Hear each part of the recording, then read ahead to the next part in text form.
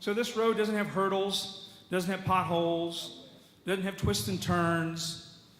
In many ways, this is what we want the student experience to be like. This is the road that we want students to have when they get to a big place like Berkeley. But my question to you is, do they? I don't think that they do. I'm not sure it's possible for us to achieve a road that's this simple and this straightforward. But I certainly think we can do better in terms of helping our students navigate the campus. I had the opportunity last year, during the last academic year, with other senior leaders to attend some fireside chats that the chancellor was hosting. And one of the things that I heard consistently with every single group is that students struggle with how to navigate the campus. And so I think there's a lot of things that we can do in terms of our business practices, our focus on service, how we collaborate with each other, how we do handoffs when students struggle, that will help students improve in this navigation. So that is something that we're also going to focus on in this next year. Anybody recognize that picture? Woo! We talked earlier about the summer softball league. And I saw something this summer I'd never seen in softball before, and I've played lots of softball. I saw a triple play. Now, unfortunately, it was against my team, but it was amazing. But I think that what this demonstrates here is a sense of organizational health, right? We need to be able to make sure that we're investing in ourselves and that we have the tools where people can do the best work that they can do. So that is the 4 priorities we have at this point. There's still some discussion in terms of, is organizational health a priority or is it a tool? We know diversity is something that's also really critical to us. Is that a priority or is that a tool by which we do our work? So we're going to continue to have these conversations. I think it's important. One of the things that's really important to me as a leader is to be very iterative. And what I mean by that is that, we toss something out there, we talk about it, we chew on it, we make changes to it, we go back to the drawing board, we fine-tune it, bring it out again, have more discussion. So you all have an opportunity to be engaged in these priority settings. But these are the priorities that we will use as the lens for the way we make decisions, the way we allocate resources, the way we communicate about the student experience, etc. Now we're going to transition. And I'd like to bring up here our new, I say new, but he's been around since May, athletic director, Jim Knowlton. He joined us in May of 2018. He spent 3 years leading the athletics department at the University Air Force Academy. He's a past recipient of the Athletic Director of the Year Award presented by the National Association of Collegiate Directors of Athletics. That sounds really important. And it is.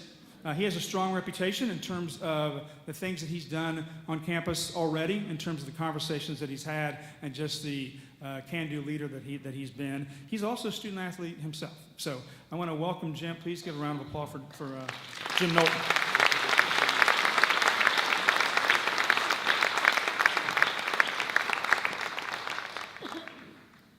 How's everyone doing?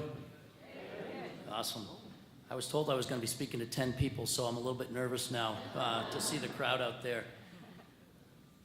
Let me just start by saying how excited I am to have the opportunity to come and talk. And the reason is, this group here, everyone in this room touches our students and our student athletes pretty much every day. And there's not one of you that doesn't have an impact on students and student athletes and can affect their experience here at Cal. And so for me to get a chance to chat a little bit is really a great opportunity. And I think my first impression of this group was this summer when I'm trying to figure out how to get to my office and how to navigate. I needed someone to help me navigate during my first few months.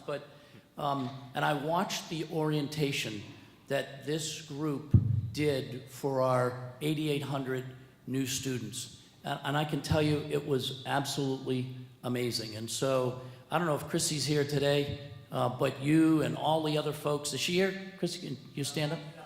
She's sick? Oh, okay, well, that whole group, everywhere I went, was somehow organizing and orchestrating and massaging and helping, and I just was impressed. I mean, I've been at schools where you do it for 1,000. or a couple thousand, but never that many and that well organized. And I've been at military organizations, and so it was impressive, and really I think our students were the benefactors of that. So really a great job and well done. And that was my first impression, and I've been impressed ever since. What I thought I'd do today, and because I was given 2 hours, is that right? Is I wanted to start with a quiz. And so I never do a quiz without providing gifts and rewards. So if you know the answer and raise your hand, who's got the hats? Oh, okay.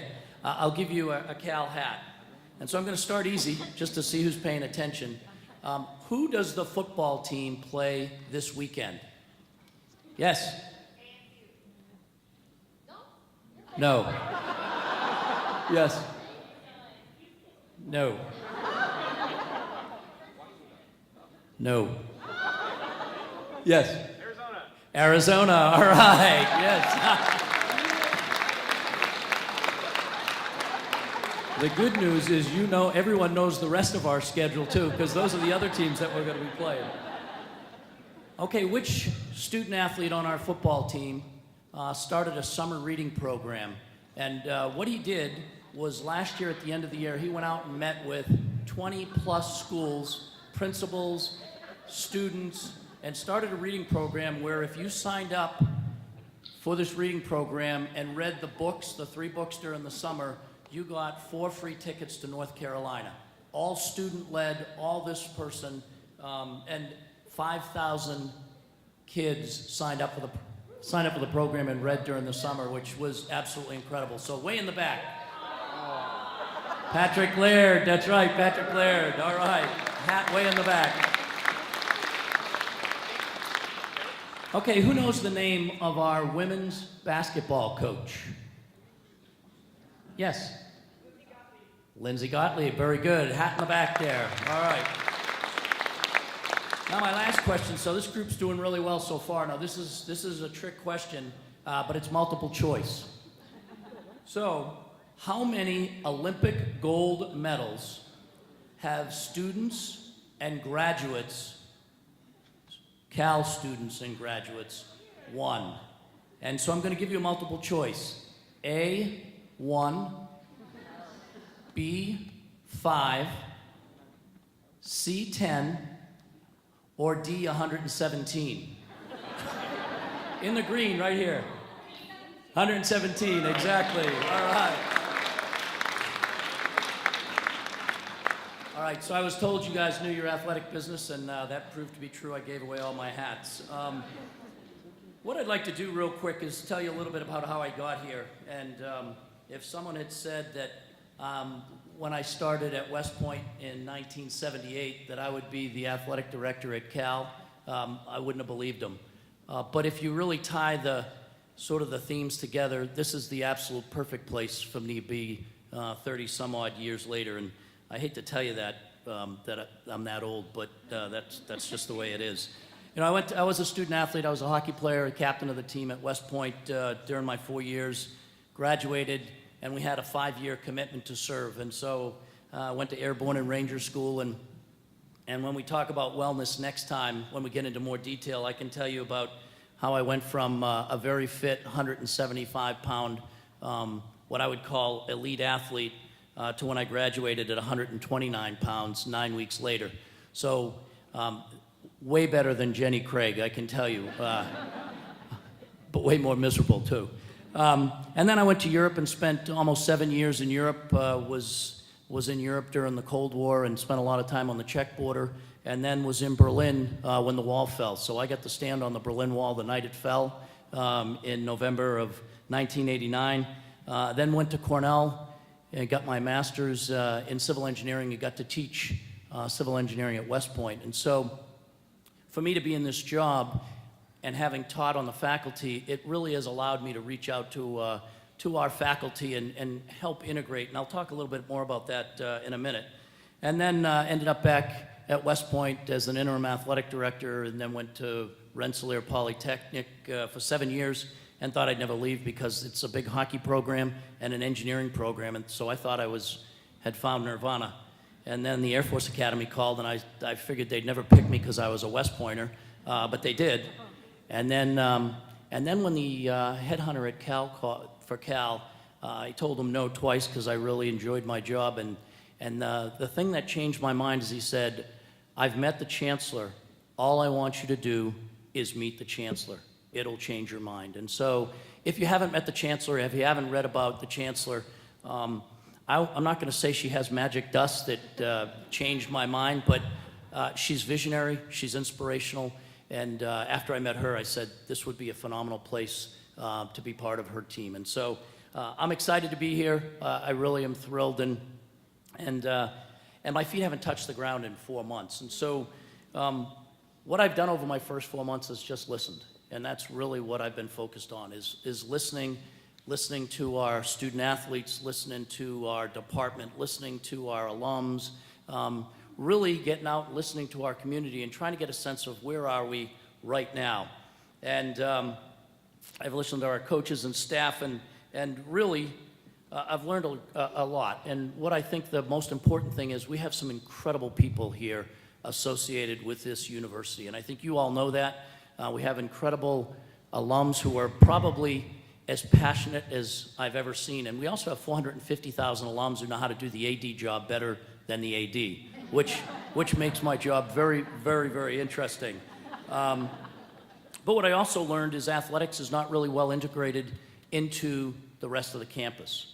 And I think there's lots of reasons for that. I think we've been beat up over budgets and other things, and sort of a survival mechanism as we pulled away a little bit. And that's not a healthy place for our athletic department to be. We've got a budget problem, no secret. We've got a Title IX issue, and we have a real morale problem as well. And so those were sort of the big things that I learned during my first 4.5 months now. And so the next steps for us are really to be exceptional in all we do. And we're going to develop a vision and a strategic plan. So like what you're doing today is what we're trying to do in athletics. Where do we want to be? What does exceptional mean for an athletic department here at Cal? And with the vision will come a strategic plan that nests into what we're doing as a university. And then we can start attacking some of these, and I'm not going to call them really problems, but opportunities that currently face the athletic department. And so I think that is probably a great lead-in to what I'd like to talk about today. And I was told, hey, talk about something with wellness. And for me, I could have spent 6 days and we could have talked about wellness, really, because it's so important to everything we do. And so I started by thinking about personal wellness, and could have happily talked about how each of us take care of ourselves. And are you exercising? Are you sleeping? Are you eating right? Et cetera, et cetera. And I can tell you, if your life is like mine, you're probably on this sine wave where you go in fits and spurts. And, I've had times where I said, boy, I feel really good. I feel healthy. And then other times where I haven't taken care of myself. And I say, boy, I really need to get back to the gym or back to walking or something. And so in my current job, for the first 4 months, I'm giving myself a good, solid D- of taking care of myself. I've said yes to everything I've been asked to do. I'm at breakfasts, I'm at lunches, I'm at late dinners, and I wasn't working out. And so now after 4 months, I'm trying to find a way to do that. And so we could talk about that for a long time, but I know you guys have already got that under control, so I won't spend my time on that. We could talk about the wellness of our colleagues. And really, it's not only taking care of yourself personally, but it's how are you doing helping your colleagues take care of themselves? Both the environment that exists in your office, how you treat each other, is there mutual respect? Are all those things happening, and are you taking care of your colleagues? And do you love coming to work? Do you love coming to work and with the people you're with? But I'm not going to talk about that because you guys already have that under control, right? Give me an oh yeah if you got that under control. All right, maybe a little bit. I could also talk about student wellness, and we could talk a lot about that. And in athletics, just like in student affairs, we are concerned about student wellness every day. And in your world and in our world, it's 5 days a week, and then on Friday, it's 2 more days before Monday.